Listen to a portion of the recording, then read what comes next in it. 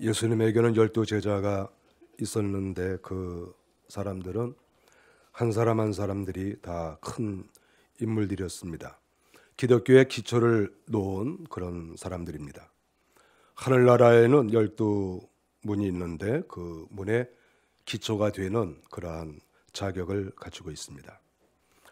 아무리 이야기를 해도 또 귀하게 여겨도 더하지 않는 그런 인물들이라고 생각합니다. 그들은 주의 나라를 위해서 일하다가 다 순교한 것으로 알고 있습니다. 예수님의 제자 중에 도마라고 하는 그런 사도가 있습니다.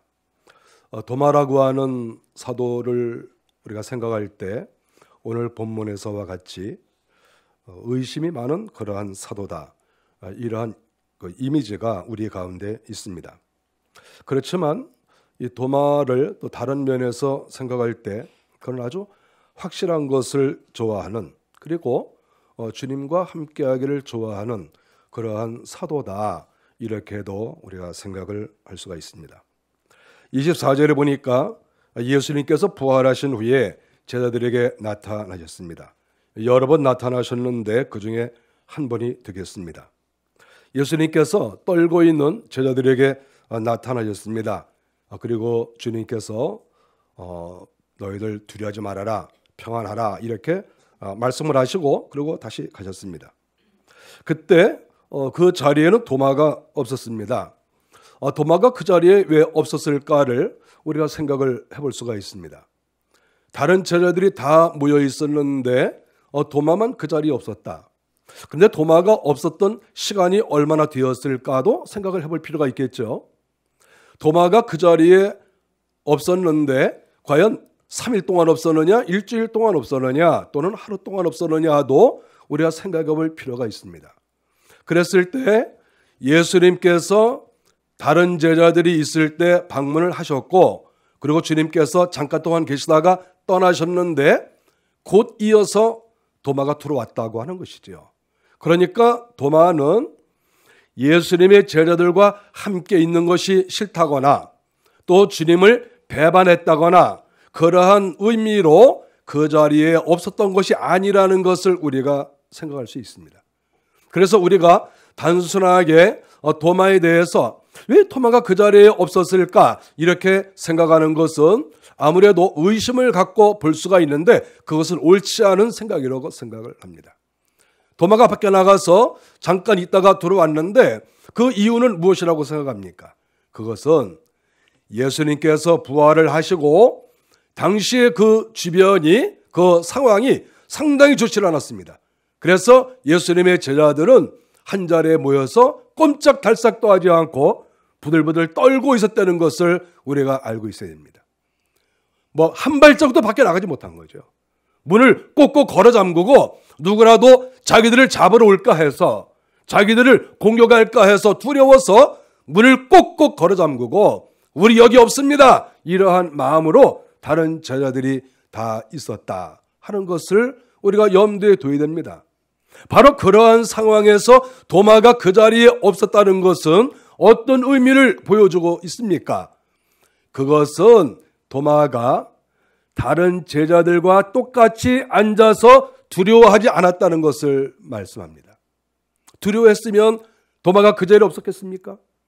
만약에 똑같이 두려웠으면 그 자리에서 함께 손을 붙잡고 두려워했었겠죠. 같이 주님께서 어디 가셨냐고, 정말 주님이 살아나셨냐고 그러면서 거기에서 함께 울고 그러고 또 긴장 가운데 있었겠죠. 그런데 그 자리에 도마가 없었다고 하는 것은 도마는 대문을 활짝 열고 밖으로 나아가서 도대체 이 세상이 어떻게 되는지, 예수님이 부활하신 이후에 이 정세가 어떻게 되는지, 또 우리를 잡으러 오는 그런 자들이 정말 있는지, 또 왔다고 하면 어디에 왔는지, 숫자가 있다고 하면 도대체 몇 명이나 우리를 잡으러 오는지, 그것을 밖에 나가서 정탐을 하고 다 여기저기를 살펴보고 다 그런 걸 본 다음에 별거 아니구나 이렇게 생각하고 다시 집으로 돌아온 것이 아니겠습니까?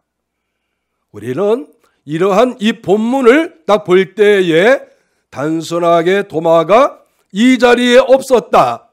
이것을 두고 혹시라도 조금이라도 도마에 대한 부정적인 이미지를 가지고 도마가 왜 이 자리에 없었지? 왜 다른 사람 다 같이 있었는데 왜 이 자리에 없었지?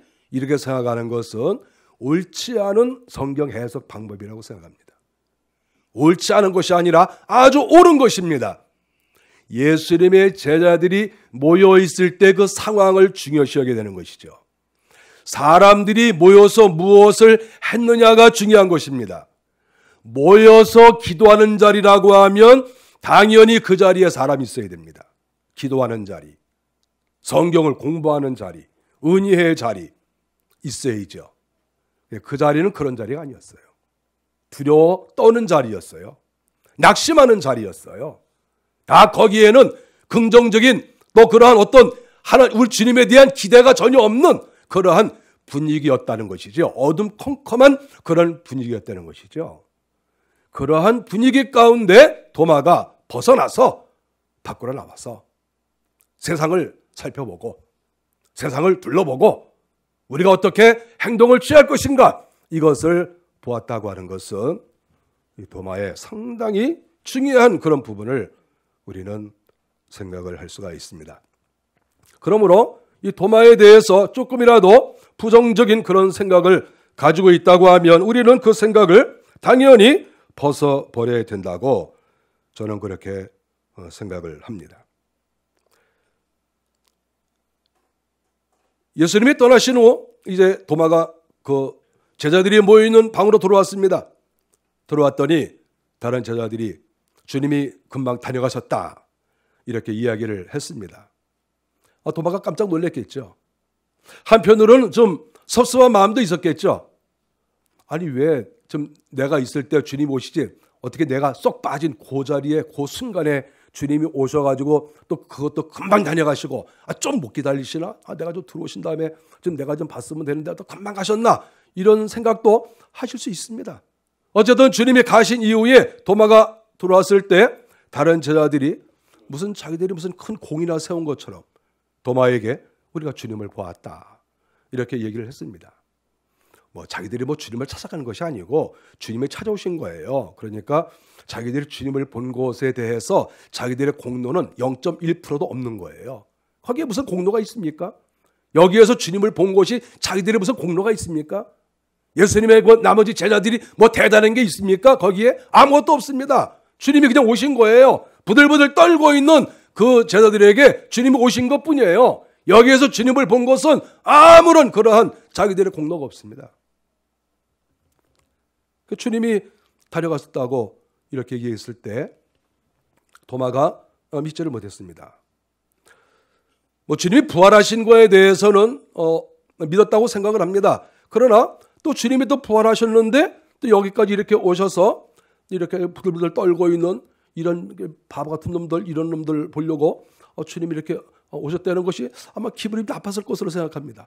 아니 나처럼 이렇게 용기 있게 밖에 나가서 싹 둘러보고 이런 나에게 오셔야지. 아니 어떻게 이 병자치 지겠지 부들 떨고 있고 이런 것들한테만 나타나셨나? 속이 좀 상하지 않았겠어요? 그래서 기분이 좀 나빠가지고 한마디 했습니다. 오늘 성경에 그 얘기가 나오죠. 내가 그의 손에 못자국을 보며 우리 주님께서 십자가 달리셨을 때 그 손에 못자국이 있지 않습니까? 못을 박았으니까 그것이 있죠. 그러니까 그가 말하기를 그의 손에 못자국을 보며 저는 이런 말을 했을 때 도마가 굉장히 섬세한 사람이라고 생각합니다. 다른 사람은 주님의 나타나셨으면 주님 오셨습니까? 그리고 그냥 그것으로 끝났을 텐데 아주 디테일하게 지금 보는 거 아니에요. 지금 그 손에 못자국 못을 친 것을 알았나 보죠. 그거 어떻게 알았을까요? 예수님이 십자가에 못 박혔을 때 다 도망가지 않았습니까? 어떤 그림에 보면 못 박은 것을 안 나오고 밧줄로 묶은 것만 나오는 그림도 있어요. 의도적으로 그것을 피하려고. 그런데 못으로 딱 친 것을 이 도마가 기억하고 주님의 손에 못자국을 내가 봐야만 믿겠다. 왜냐하면 주님이 진짜 나타나셨다고 하면 너희들 확인했냐? 저 그거 아닙니까? 그럼 잘 생각해 보세요. 저 도마가 잘못된 말을 했습니까? 주님이 오셨다고 하면 그러면 주님 오셨습니까? 이렇게만 하지 말고 정말 당신이 주님입니까? 우리가 아는 주님은 십자가에 못 박혔다가 살아나신 분입니다. 우리는 그런 주님을 우리는 지금까지 따라다녔습니다. 그러니까 당신이 정말 주님이라고 하면 손을 내보내세요. 그래서 손을 제자들이 주님 손을 한번 내보이십시오. 그래서 손에 못자국을 딱 보고 정말 맞으시는군요. 또 다리를 한번 봅시다. 그래서 다리에 또 못자국이 있는지 옆구리에 창자국이 있는지 이거를 좀 확인을 하고 정말 우리가 믿는 당신이시군요. 당신이 정말 부활을 하셨군요. 이렇게 좀 하면 얼마나 좋습니까? 그거 확인한다고 뭐 문제가 됩니까? 그거 안 보고 믿어야 믿음이 좋은 겁니까? 우리가 예수 그리스도에 대해서 좀 더 자세히 알고 예수 그리스도에 대해서 더 분명하게 알려고 하는 어떤 시도가 그게 뭐 잘못된 겁니까? 뭐 주님이 지금 사기치는 거예요? 주님이 뭐 숨길 게 많아가지고 뭐 조금만 더 알면 주님께서 뭐가 탄로날까봐 뭐 걱정이 되는 거 뭐 있습니까? 주님이? 뭐 주님 뭐 숨기시는 거 있나요? 우리가 조금만 더 알아보고 조금만 더 조사하면 주님께서 들켰다 그래가지고 뭐 도망갈 일이 있습니까? 뭐 도망갈 일 있어요? 우리가 주님에 대해서 알고 또 알고 또 알고 더 깊이 알면 알수록 이분이 정말 하나님이시구나, 이분이 정말 주님이시구나, 이렇게 되면 됐지.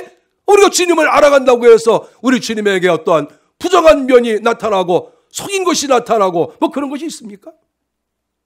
우리는 주님에 대해서 더 많이 알고자 하는 그러한 어떤 시도를 결코 우리는 잘못됐다고 할 수 없습니다. 너무나 당연한 것이고, 그리고 주님을 깊이 알려고 하면 할수록 더 깊은 진리를 깨닫고, 그리고 그분께서 얼마나 위대하신 분이신가, 주님이 정말 십자가 달려 죽으시고 부활하시고 지금도 하늘에 계시고 그리고 지금도 우리와 함께 하신다는 것을 우리는 분명히 알 수가 있는 거예요. 그래서 우리는 주님에 대해서 자세하게 아는 것이 필요합니다. 도마가 내가 그의 손에 손자국을 보며 손에 손자국을 보고 싶다는 거예요. 자기가 주님을 분명히 못에 박혔기 때문에 내가 한번 그거를 봐야 되겠다. 이게 뭐 잘못인가요? 예? 뭐 잘못인가요 이게? 절대 잘못 아니에요. 뭐가 잘못입니까 이게? 내 손가락을 그 못자국에 넣으며, 그게 못자국을 넣는다 그러는데 그게 뭐 잘못인가요? 혹시 뭐 어떤 귀신이 말이죠, 예수 이름처럼 가장하고 와가지고 내가 주님이다 그러면 사람들이 끔뻑해가지고 주님이십니까? 그리고 마귀에게 절하면 어떡합니까? 그러니까 거기에 이렇게 못자국이 있으면 거기다 손가락을 한번 넣어봐야 될 거 아니에요. 혹시 이렇게 못자국이 있는데 마귀가 여기다가 빨간 색연필 이렇게 칠해가지고 루즈 딱 칠하고 와가지고 이거다 그러면 또 이렇게 깜빡 이렇게 봐가지고 못자국이군요. 그럼 또 어떡합니까? 그림 보고 어떻게 알아요? 그리고 손을 딱 넣어가지고 진짜 이렇게 손가락 넣어서 진짜 여기 이렇게 상처가 있는데 뭐 이렇게 알면 그게 뭐 잘못인가요? 여러분 그게 무슨 죄진 겁니까? 절대 죄 짓는 거 아니에요. 도마의 말은 절대 죄 짓는 거 아니에요. 주님을 더 깊이 알려고 하는 의도가 그에게 있다고 하는 것입니다. 내 손이 그 옆구리에 넣어보지 않고는 믿지 아니하겠노라. 옆구리에 손을 넣어보지 않고는 믿지 않겠다. 무슨 말입니까? 예수님께서 창에 찔리셨다는 거예요. 주님이 창에 찔리셔서 물과 피를 다 쏟으셨다. 이렇게 성경이 기록이 되어 있습니다. 도마는 그거를 다 알고 있는 거예요. 예수님에 대해서 아주 낱낱이 예수님에 대해서 아주 자세한 부분, 섬세한 부분까지 지금 도마는 다 알고 있는 그런 지식인이라고 하는 것을 알 수 있습니다. 정말 대단한 그런 분이에요. 주님을 믿을 때 얼렁뚱땅 대강 믿는 게 아니라 아주 자세하게 자기가 연구하고 이것이 분명하다 이런 마음을 가지고 우리 주님을 믿는 것을 우리가 알 수 있습니다. 저는 그런데 이 본문을 보면서 그런 생각을 했습니다. 그 손에 못자국이 있는데 못자국을 이렇게 눈으로 보겠다. 그러니까 상처를 보겠다는 거잖아요. 상처를 보는 게 여러분 기분이 좋습니까? 어떤 사람이 상처가 있어요. 그러니까 만일에 그 상처를 만일에 이렇게 보세요. 그래 보여주면 얼마나 징그럽겠습니까? 제 동생이 간을 누구한테 기증을 했어요. 근데 이름 모르는 사람한테 그냥 기증을 한 거예요. 너무 끔찍한 거야. 근데 옛날에는 기증을 할 때 간을 이렇게 빼려면 이 갈비를 뜯어야 돼요. 여기를 톱으로 쓸어가지고 이 갈비를 완전히 이렇게 연 다음에 간을 빼요. 제 동생은 간을 빼줬어요. 이렇게 다른 사람을. 그 어느 날 와가지고 오빠 내가 다른 사람한테 간을 기증했어요. 누군데? 몰라요. 간을 기증한 거야? 간 좀 기증 좀 많이 하세요? 근데 이 동생이 뭐가 문제냐면 나한테 와가지고 여기 이렇게 톱으로 이렇게 여기를 딱 쓸고 이렇게 찢은 것을 이렇게 찢어진 것을 저한테 보여주는 게 오빠 이걸 보세요. 그런데 볼 수가 없어. 여러분 보겠어요? 볼 수가 없는 거야. 아니 예수님 여기 손에 이렇게 상처가 있어서 있는데 도마가 내가 상처를 봐야 되겠다. 이거 보통 강심장이 아닌 거예요. 지금 이게. 상처 보는 게 뭐가 좋겠어. 상처 보는 게. 거기다가 손가락을 넣어보겠다. 아니 그럼 남의 상처가 나서 피가 줄줄 흘렀던 그 자리에 손가락을 넣어보고 상처가 있네? 뭐 이렇게 해봐요. 이거 보통 강심장이 아니라니까 지금 도마가. 옆구리에 창이 찔러가지고 창이 뭐 조그맣습니까? 창이 아무래도 넓을 거 아니겠어요? 그러면 창으로 푹 찔렀으면 여기에 푹 들어갔다 나왔을 거 아니에요? 그러면 여기 창 짜고 이렇게 있을 거 아닙니까? 그럼 거기에 손을 쓱 넣어보겠다. 이거 보통 강심장이 아닌 거예요. 누가 다쳐가지고 자기 자녀가 다치든지 누가 주변에 다친 사람이 있어서 거기 뭐 소독약 뿌리고 먹히는 발라주고 그것만 해도 징그러워요. 그것만 해도. 그거 발라주는 것만 해도 힘든데 손가락을 내 친자식도 아니고 거기다가 내 손 쑥 집어넣고 상처 맞네? 이게 뭐 가능합니까 이게? 여러분이 이게 가능하다고 생각해요? 우리가 도마를 무조건 욕해야 돼요? 도마를 의심할 게 아니에요 지금. 지금 도마는 확실하게 주님에 대해서 내가 믿겠다. 그리고 내가 확실하게 내가 경험하겠다. 내가 확실하게 믿지 않고는 내가 주님을 따라갈 수 없다. 나는 정말 분명한 주님을 내가 믿겠다. 이런 강력한 의지가 있는 것이고 또 다른 사람은 부들부들 떨고 있는 그 상황 속에서 나는 그 상처 속에 손을 넣어보겠다고 하는 강력한 의지와 담대함이 그 속에 있다고 하는 것을 우리가 알 수 있습니다. 도마는 보통 분이 아닌 거예요. 여기 도마 같은 분이 어디 있겠습니까? 이 정도로 주님을 사랑하고 우리 주님을 믿으려는 마음이 강하고 이런 강력한 의지를 가진 이런 사람들이 우리에게 있습니까? 주님이 상처받은 그 상처를 내가 만져보고 그 상처를 내가 공유하겠다 하는 그러한 의지가 있습니까? 주님이 못에 박히시고 또 창에 찔리셨으면 그러나 보다 그리고 나하고는 상관이 없다 이렇게 생각할 사람들이 대부분인 그러한 시점에서 주님의 상처를 내가 만져보고 못자국을 내가 체험하면서 주님의 고통과 고난과 주님의 어려움을 내가 몸소 깨달아가는 그런 것이 도마 속에 있었다고 하는 것을 우리는 알 수 있습니다. 성경에 도마에 대한 이야기가 몇 군데 나옵니다. 요한복음 14장 3절부터 5절에 보면 주님께서 십자가에 달려 죽으시기 전에 제자들에게 말씀을 하셨습니다. 내가 어디로 가는지 그 길을 너희가 아느니라. 주님이 십자가 달려 죽으시고 부활하시고 하늘나라에 가실 것을 제자들에게 말씀하신 것이지요. 그때 제자들은 별 얘기를 잘 하지 못했습니다. 근데 도마가 나서서 말을 했습니다.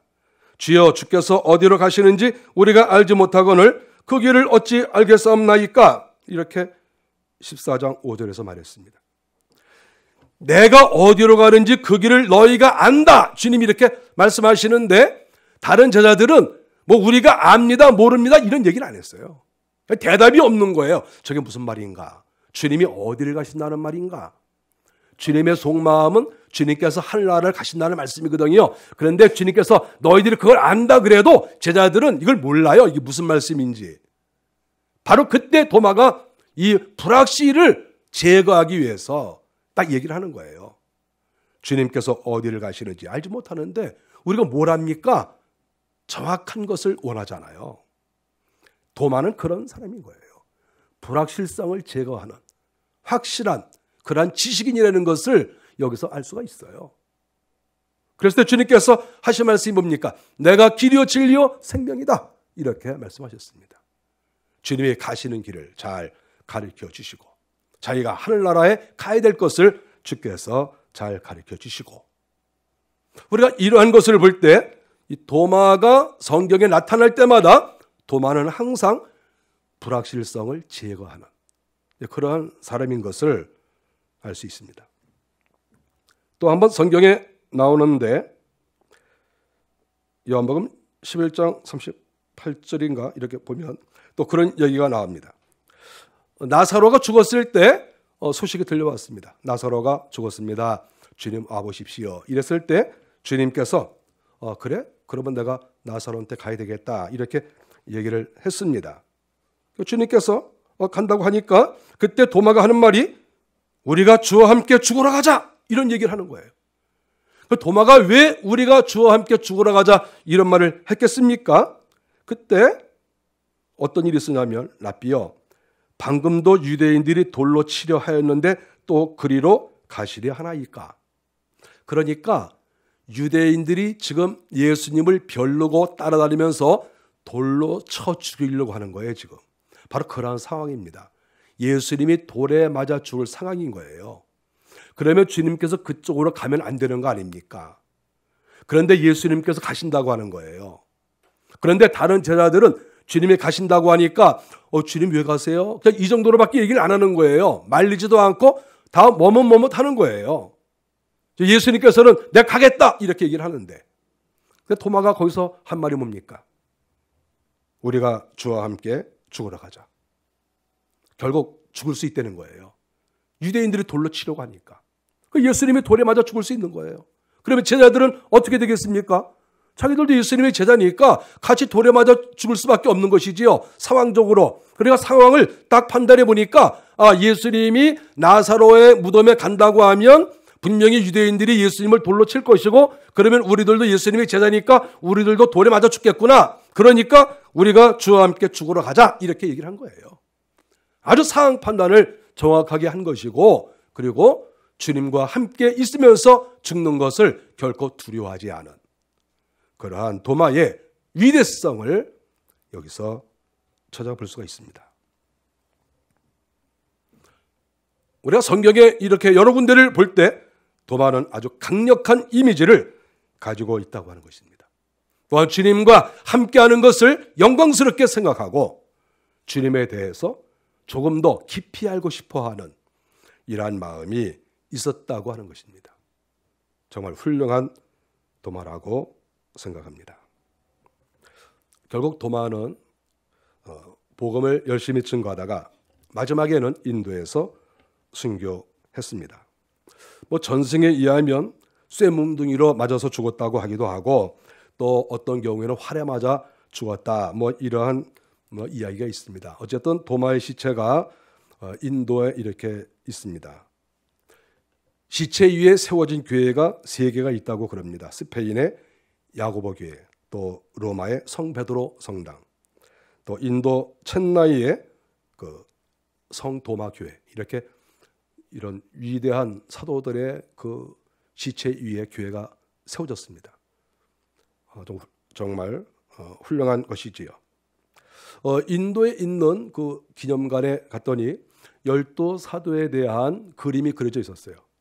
그래서 제가 좀 유심히 좀 이렇게 봤습니다. 근데 제가 거기서 또 좀 놀라운 그런 하나 발견을 했습니다. 그것은 이제 사도들의 그림이 다 이렇게 나와 있는데 그 도마의 그림이 이렇게 있어요. 그 도마의 그림을 얼굴을 딱 봤는데 그 얼굴이 아주 결연한 의지를 가지고 있어요. 지적이면서도 아주 결연한 무슨 착해 보인다거나 인자하신 동네 아저씨 무슨 목사님 이런 스타일이 아니에요. 강한 이미지 있지 않습니까? 무슨 장군 같은 이렇게 싸납지는 않지만 아주 결연한 의지를 가지고 있는 그러한 이미지로 얼굴을 그려놨어요. 근데 거기서 또 한 가지 추가할 것은 그 도마의 손에 창이 들려 있었어요. 다른 어떠한 그림에도 이런 무기를 소유한 그런 그림이 없었어요. 우리가 알다시피 예수님께서 사로잡히실 때 베드로가 가지고 있던 칼을 꺼내서 말고의 귀를 자르지 않았습니까? 예수님 당시에 그때 당시 사람들은 다 무기를 소지했습니다. 예수님 제자들도 다 무기를 갖고 있었어요. 다 칼 하나씩 가지고 있고 하다못해 단도라도 다 가지고 있었어요. 왜냐하면 옛날에는 어떠한 공격을 받을는지 몰라요. 사람의 공격도 있고 어떤 경우에는 짐승들의 공격도 있는 거예요. 그렇지 않겠어요? 그 옛날에 그 도로가 제대로 되어 있습니까? 산길 들판 다닐 때 사나운 그런 짐승들이 얼마나 많이 있겠어요? 하다못해 독사라도 있는 거 아니겠어요? 그럼 갑자기 독사가 나타나면 어떡하겠습니까? 그럼 그거 뭐 물려 죽습니까? 어떡합니까? 그러니까 항상 무기를 가지고 다닐 수밖에 없었다. 지금부터 2000년 전에는 다 그랬다는 거죠. 그랬을 때 유독 도마에게만 창을 이렇게 들려주었다는 것이죠. 그래서 그 그림을 보고 신기하게 생각했어요. 그러니까 도마는 평상시 창을 가지고 다녔다는 거죠. 그렇지 않으면 거기다 왜 창을 그 손에 들려줬겠어요? 다른 사람 칼 달고 다니면 뭐 칼을 찬 것을 보여주든지. 이 창에 대해서는 이 도마와 상당히 관계가 있다는 거예요. 그러니까 도마는 옛날부터 창을 쓰는 사람이고, 그리고 선교를 다닐 때에도 창을 들고 다녔다는 것이 확실합니다. 그러니까 그 나라에 그렇게 창을 그려놨죠. 짐승 나타나면 그걸로 죽이고, 짐승 나타난다고 엄마야 또 도망가고, 주여 저 사자를 막아주시옵소서. 만약 기도가 이거 끝나면 주님이 응답하시려고 그랬는데 기도가 안 끝났는데 확 물으면 어떡합니까? 네? 그거 어떻게 해요 그러면은? 그러니까 기도하기 전에 창으로 빨리 찔러야 될 거 아니에요. 그래 도마가 훌륭한 거예요. 늘 창을 갖고 다니면서 사나운 짐승이 나타나면 몰래 죽이고, 독사가 앞에 나타나면 탁 찍고, 뭐 이렇게 되는 게 아니겠어요? 제가 이렇게 그 그림을 이렇게 보고 있는데 도마가 갑자기 이렇게 내 앞에 영상으로 나타나가지고 이 창을 확 휘두르는 그 영상이 보인 거예요. 그래서 제가 이렇게 생각을 한 거예요. 이렇게 창을 막 확 휘두르겠어. 와, 이 창 쓰는 솜씨가 이게 보통이 아니구나. 그래서 저는 이렇게 생각을 했어요. 주님께서 이렇게 도마가 없을 때 나타나셨다가 딱 하셨을 때 도마가 왜 창으로 옆구리 찔른 얘기를 왜 갑자기 하겠어요?